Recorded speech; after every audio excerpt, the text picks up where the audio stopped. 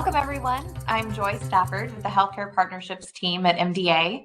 Thank you for joining us today for the MDA Industry Update webinar, The Evolving Therapeutic Landscape for Becker Muscular Dystrophy, an update part 2, presented by Edgewise Therapeutics. And thank you for all you do for MDA and the neuromuscular community. MDA's clinical industry update webinars are programs which provide an opportunity for the medical community to receive information and updates impacting care and treatment directly from pharmaceutical, biotechnology, and medical equipment companies.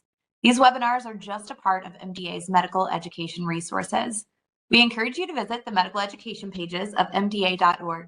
You will find resources such as considerations for care case studies, recorded grand round webinars, research grants, and so much more. Now, I would like to turn it over to John Wing from Edgewise Therapeutics for today's webinar. Hello, everyone. Again, my name is John Wing. I'm the Executive Director of Medical Affairs at Edgewise Therapeutics. Thank you again for taking your time to listen to us today as we have our second part of our series on Becker Muscular Dystrophy to bring education and awareness to the community. So today's presentation is entitled The Evolving Therapeutic Landscape for Becker Muscular Dystrophy, an Update. I just want to share some forward-looking statements and to note that Edge 5506 is an investigational molecule and is not FDA approved. So I just want to take a quick moment to do a brief overview of our program today. So as you may know, Becker Muscular Dystrophy, or BMD, is a serious dystrophinopathy. Declining function can begin at different ages, but once it begins, Becker patients are on an irreversible path to losing muscle and consequently function. For this second part of our series on Becker muscular dystrophy, we will discuss the following: the rationale for targeting fast muscle fibers in Becker, the use of blood biomarkers of muscle damage to give some perspective of muscle health in Becker, and the recent 12-month data from ARCH, an open-labeled phase 1b of Edge 5506 in adults with Becker muscular dystrophy. So you already met myself, but I want to introduce my two other panelists today. Speaking first will be Alan Russell, our Chief Scientific Officer, and he'll cover the topic of the rationale for targeting fast muscle fibers and the use of biomarkers. And then followed up by Joanne Donovan, our Chief Medical Officer, who will do our overview of the ARCH 12-month data. So Alan, I'll hand it over to you. Thank you very much, John. I just have a very short introduction, talk about science, and then Joanne will get to the meat and potatoes of the presentation. So if you go on to the next slide, John.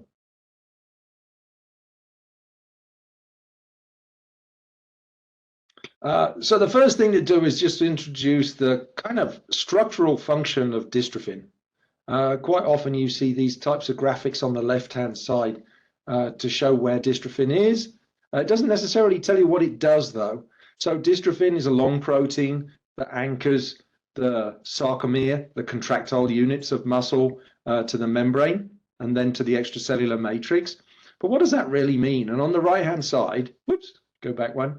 On the right-hand side, you have a little graphic of structurally what that represents. So those dystroglycan elements, so the whole complex there on the bottom left, are represented as these green stripes on the muscle. They actually insert into the Z disc of the muscle, and they connect the fibers together via the extracellular matrix, such that when one fiber is contracting in that middle panel, right, because each fiber is individually innervated, the cross-sectional structures help support the contraction of that fiber by transmitting some of that force in the transverse direction. So in a direction you don't often think about, right? Because we often think about muscle fibers as these kind of longitudinal force developing elements.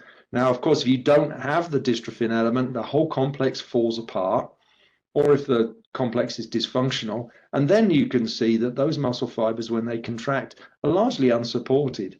All of the stress is now resolved along the fiber instead of along and across, and that really is bad news for muscle fibers in the context of Becker and Duchenne muscular dystrophy. Next slide. You can see this in action. Now, this is an MDX muscle, so this is from the dystrophin null mouse, and these are very small muscles from the fingers of these mice, and it allows you to see right through them under phase microscopy. And as you can see, about now when this muscle fiber is contracting, you start seeing the muscle fiber moving when it should not be. There we go. And that is because the lack of dystrophin causes longitudinal stress. That causes membrane stress. And when the membrane is stressed, it allows the entrance of calcium. Calcium turns on all sorts of bad stuff. It causes hypercontraction, and that's why you're seeing the muscle fiber kind of slithering around now. And then it also activates proteolytic, apoptotic, and necrotic machinery. And you can see proteolysis in action here on the top of this muscle, with these kind of very sharp lines suddenly appearing and then retracting. So that's essentially proteolysis occurring at the Z disc, chopping up the sarcomeres and the whole muscle retracting as it is unanchored. Now, this happens in you and I if we go to the gym and do a vigorous workout, and it's part of the adaptive process in order to get stronger. But of course, if you have Becker, for instance, then what happens is the amplitude of that breakdown is way too much. You get too much breakdown, the body can't keep up in terms of repair. You get chronic inflammation, fibrosis, and muscle replacement. And that muscle replacement is really the key driver of disease. So you can track these early contractile problems all the way down to the fibrosis and really the long-term disability that results as a result of this condition. Next slide. Now, it's been known for many, many years that fast muscle fibers are more susceptible to this type of injury than slow muscle fibers. This data is actually from healthy individuals all the way back from 1983. So these folks did 30 minutes of controlled lengthening eccentric exercise, which is specifically designed to injure your muscles. And then a muscle biopsy was taken out immediately after. And what they look for is the incidence of Z-disc streaming. And I've shown that marked by the red arrows there. So that's where the Z-disc has been torn apart. And you can see it represented as a fuzzy line instead of a clean line. And on the right-hand side, they've identified a fast fiber. On the left-hand side, a slow fiber. And you can just see on a very simplistic level, the Z-discs of those slow fibers are about twice as thick as those on the right and are presumably more resistant to this kind of transverse stress. It's about a 3-to-1 injury rate under these scientific conditions, fast fibers being much more likely to become injured than the slow ones. Now, this is in healthy people, but it turns out that that's also the case in these muscular dystrophies, and I'll show you that in a sec. Now, as you probably know, when muscle is injured, muscle fibers release injury biomarkers. And I'm just introducing this because Joanne's going to give you a lot more information on this. We often, of course, focus on CK because it's a standard assay. It's often the beginning of the route for diagnosis of someone with Becker muscular dystrophy. But of course, CK is only one protein of many when the muscle degrades that is released. You know, to think of these things as a big bag of very specific proteins. And we have 3 examples here, myoglobin, CK, and troponin I2. We really like troponin I2 because it's a protein that's specific to fast muscle fibers, and that is our target, and I'll get to that in a second. But when you see CK, you should also see all of these other proteins. So if a compound or an intervention is meaningfully changing the relationship between muscle contraction and muscle injury, you should see a change in a whole bunch of these proteins and not just a single one. Now, another reminder is we often focus on fibrosis as a mediator of disability. But of course, when you do injurious exercise, there's also acute impacts too.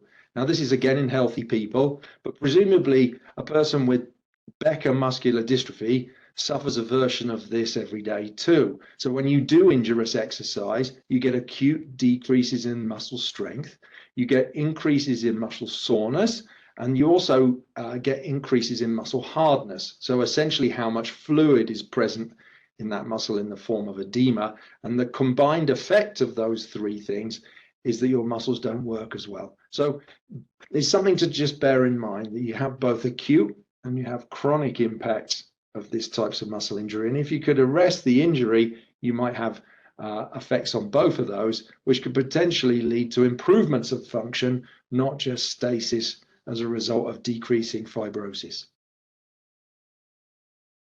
Okay, so here's the strategy. Contraction causes excess injury and degeneration. The fast fibers are more likely to be injured. So what we're going to do is apply a small molecule that decreases contraction selectively in fast fibers. And by doing so, we hope to stop these very susceptible muscle fibers from going through these cycles of injury and damage. Okay, so it's a very, very simple concept that we're going to modulate how much those fast fibers contract. We're not going to touch the slow fibers or the cardiac muscle fibers. And in doing so, we'll change that relationship between contraction and injury. Okay, with a goal towards not doing it enough to yield a functional deficit. Now, this is just another reminder of something that we take for granted, but often forget in the context of muscle function and therapeutics, that there's a difference between strength and function. I think we often conflate these two things, but I've got two examples there of different individuals. One is clearly a lot more stronger than the other, but is that person more functional? Can that person do a larger variety of things? And the answer is no. We take this for granted that you see people of all shapes and sizes, but you're not worried about their overall physical function because muscle is so plastic, right? So it turns out in the context of our therapeutic that you can modulate strength and not see any functional changes whatsoever. We have a lot of built-in reserve capacity.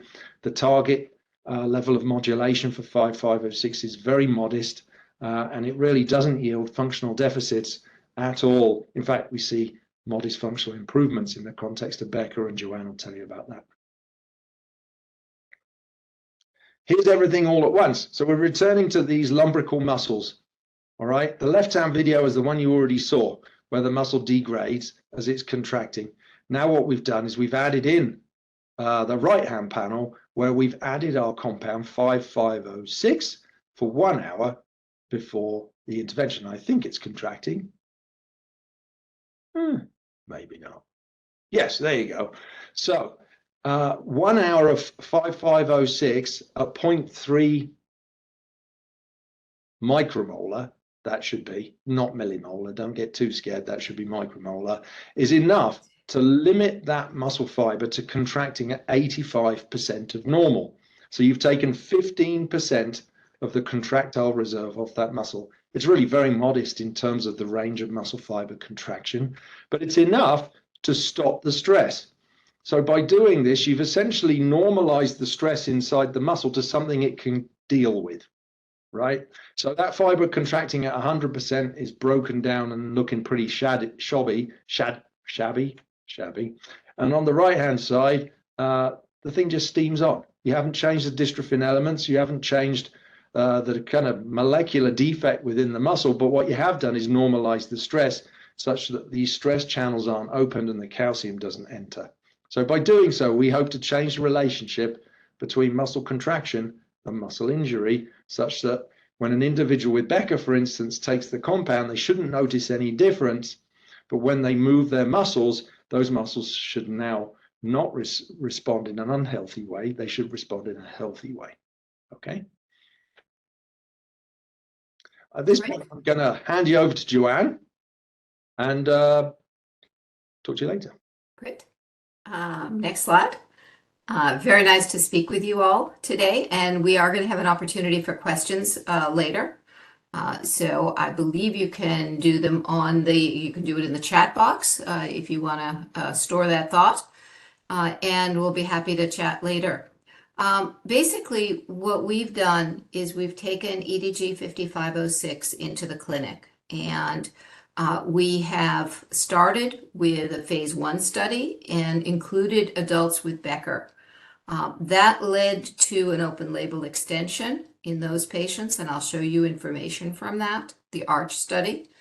And that formed the foundation for a phase 2 study in Becker, as well as a phase 2 study in Duchenne muscular dystrophy, because after all, the same contraction-induced injury that we see in Becker is seen in Duchenne and vice versa. And then I'll tell you a little bit at the end of how we're expanding Canyon actually to a pivotal cohort based on what we've seen so far. So the next slide, basically you see patients with Becker. It's a progressive muscle disorder. It is a mutation in the dystrophin gene. It does produce a protein. Unlike Duchenne, where there's no protein at all, this produces a protein with decreased function, but still there is this contraction-induced injury. It's X-linked recessive. We know that people present at all ages with this, and so the impression is this is a very heterogeneous disease. But what I'm going to show you from natural history data is that once it starts, it continues. Once patients start to develop weakness, they progress. And importantly for the clinic, the most common cause of death is heart failure from cardiomyopathy. So it's really important we're not going to talk about that today, but it's important, as you know, to keep people in the medical system and to keep them hooked up with cardiologists for the appropriate preventative care there. And one of the things that we hear from patients, we were talking about it a little bit before we started, is that the Becker community wants to be seen by themselves. They don't want to hear that, oh, it's milder, you're lucky. It's still a devastating disease. Any of us would feel devastated if we could not do the functional things that are lost in the progression of Becker. So in the next slide, this shows briefly, I mean, this is a boy and basically with Becker. Yes, he can get up off the ground, but he displays the particular Gower sign. And I don't think that video is working, but basically there, yeah, if we click on that, that when you talk about folks retaining ambulation, it's still a significant disability. And when you see folks walking around, they have considerable impairment, even if they can transfer and walk limited distances. So on the next slide, one of the measures that we are using to look at, to quantify function in Becker is the North Star Ambulatory Assessment. Now, you know, that has been used and validated in Duchenne muscular dystrophy. And one of the good things about using it in a natural history or clinical study is that it measures things that are important in daily life. You know, you talk about things like, you know, that impact, and the 17 measures in order of difficulty are shown on the left.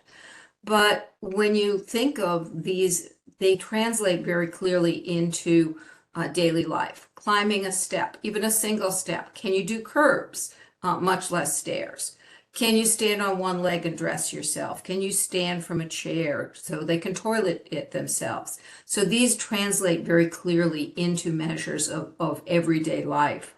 And actually the FDA views them as is important for that reason, and has encouraged the use of them in Becker as well.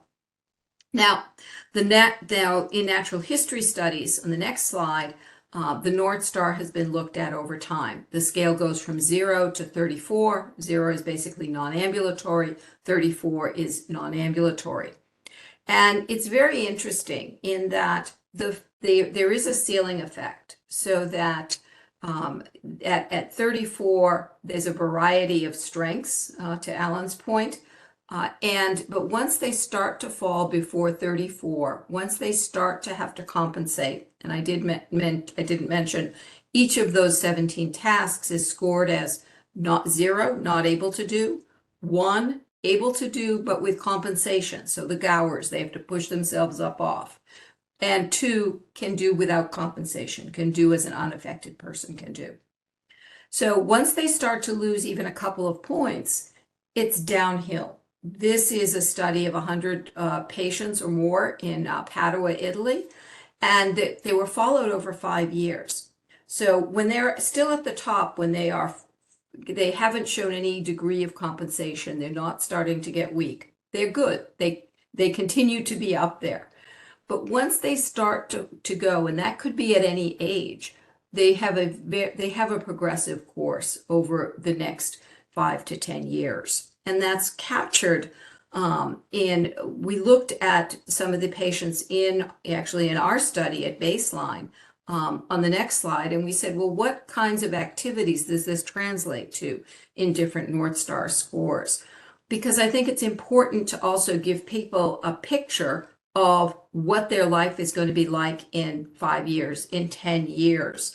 And, to be able to make compensations, when we've talked to patients, what kind of a house do I live in? What should I be planning for? So if you translate that natural history of about 1.2 points per year, translates to about 10 points over 8 years, what does that look like? And the next slide shows, and this is a complicated slide, I appreciate. What we did was we divided the patients who scored from 0 to 34 on the North Star, the blue boxes. And so what are the folks who are over 30? They're not really changing very much. And on the right are bars for individual functions. And there's some of them are pointed out here. So one of the first that they lose is the ability to rise from the floor unassisted, not using the Gower. Standing from heels actually is something that's early. But in the 30s of North Star, they can complete all functions. When you go down 10 points, so that's 7 years later, 5 years later, they can complete most functions, and that is the lighter green bars, but weakness in those functions is evident. So you're starting to see they're having trouble getting up from a chair. They're having trouble climbing a step. They can do it, but they're having trouble. They have trouble from rising from the floor. They can't get up speed when they run. And then 8 years later, on average, where are they? In their with North Star in their teens. And now they've started to lose many of those functions. Things are really going badly. And when you get down another, most of a decade, they've lost many of those with the dark green. So minimal activity to complete typical ambulatory activities.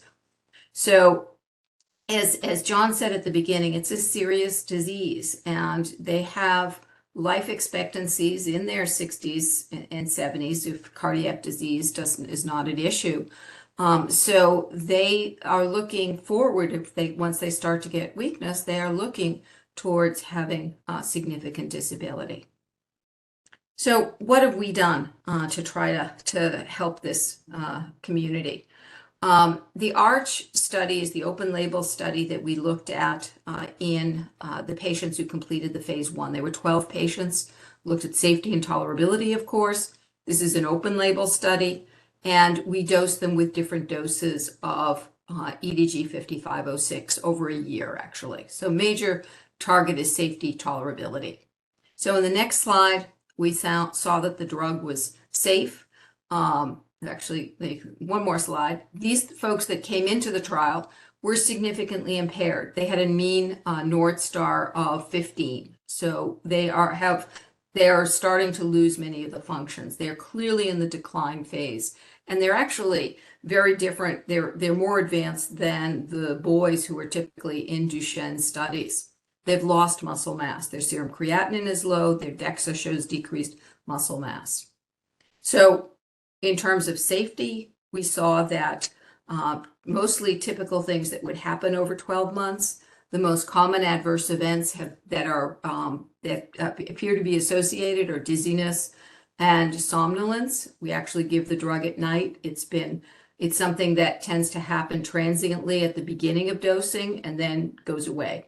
First few days is typical, and in a minority of patients. So what do we see in terms of the biomarkers that Alan talked about, the biomarkers of damage to muscles? CK, you're familiar with, that went down by 37%, went down pretty consistently.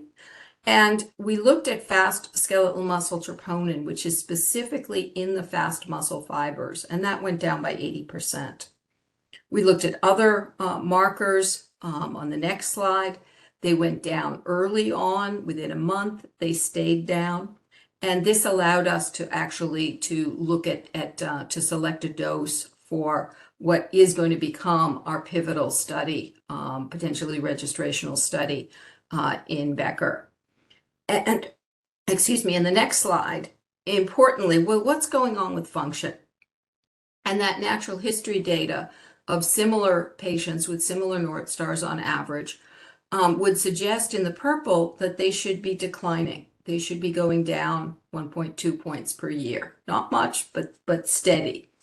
And what we saw was these folks looked the same or actually on average improved, and which is not what you would expect in patients with this degree of disease. So 3/4 remained the same or improved as opposed to going down. So that's very encouraging. And the next slide, these folks were in the middle here. You wouldn't have expected them to change, and they stayed the same or trend up. So that isn't consistent with what we've seen with natural history. Now it's 12 patients, open label. We need to do a larger study, and that's exactly what we're doing. So we looked at other functional measures. Those are stable. And to Alan's point, grip strength, we're seeing good strength measures. The patients do not feel weaker, basically. What they do feel in the next slide is the pain is somewhat better. So pain is not uncommon in Becker and other like limb-girdle muscular dystrophies. We did see a positive trend and we've heard anecdotally from people that the muscle cramps are better, taking the edge off that contraction in fast muscle fiber seems to help. So we've learned a lot from this study. We've learned in terms of safety. We've seen biomarkers go down. We're seeing function trend up, and we're seeing a dose to be able to start a larger study, which is where we are in the next slide. So we're starting an 18-month study, Grand Canyon, that is looking at a dose of 10 milligrams a day, 2-to-1 active to placebo, looking at adult Becker patients that have started to decline, but are still ambulatory, basically. And we have we're planning to enroll at many centers across the United States as well as in Europe. And this is going to be an 18-month study that we're kicking off in the very near future. There are relatively few studies that have been done in the Becker population. So we've got a lot of interest from people and are encouraged. There are some natural history studies in the United States. If your patients aren't interested in a interventional study, would encourage them to also consider participating in a natural history study, because that's so important in neuromuscular disease to being able to develop potential treatments. So with that, I'll turn it over to folks if they have questions.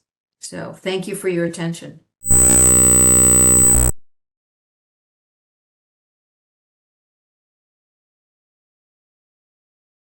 know, Joy, if you can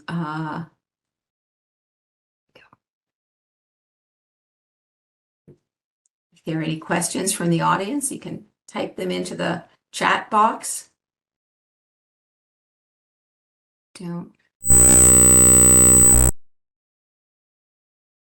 Joy, I don't see any. I don't know if you have any questions. I don't have any questions in the chat right now. We'll wait another minute if anyone wants to chime in on that. We'll monitor the chat box.